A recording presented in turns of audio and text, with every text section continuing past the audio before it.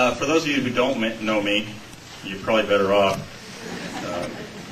My name is Bob Dunning. I have a paper route in East Davis. And I'm an admirer of Paul's. And you won't hear me utter either of the words that Ned mentioned. When I sat down yesterday to put together my thoughts on Paul, I was at my computer, and when I tried to save the notes I was making, I slugged the file Sykes. Immediately up popped the message, "Do you want to save the existing Sykes file?" I had no idea I had one in there. And of course, I said, you hit, I don't remember what you hit, the yes button or the enter button or something. Curiosity forced me to open that file up.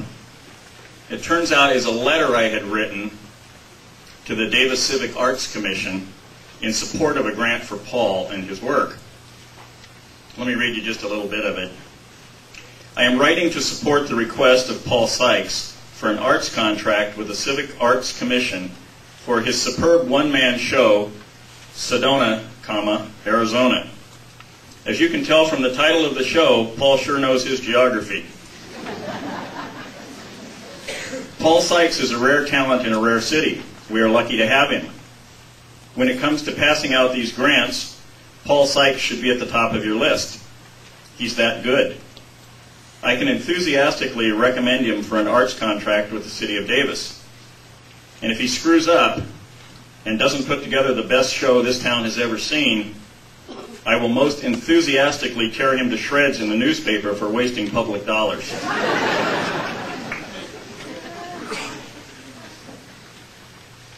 Well, I believe that this was a tragic accident. I don't really care how Paul died. It's how he lived that affects us all so deeply and has brought so many people into this room today.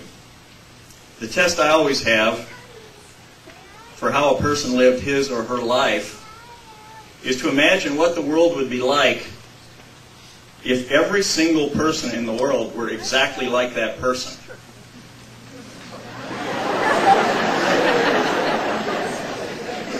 We'd hear a few more of those words.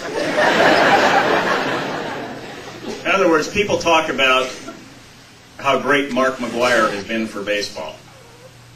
But imagine if everyone were like Mark McGwire. There'd be so many home runs flying out of ballparks all over America that home runs would become meaningless. And then what would people say about Mark McGwire? They'd say, well, he hit a bunch of home runs, so what? So what if everyone in the world were exactly like Paul Sykes?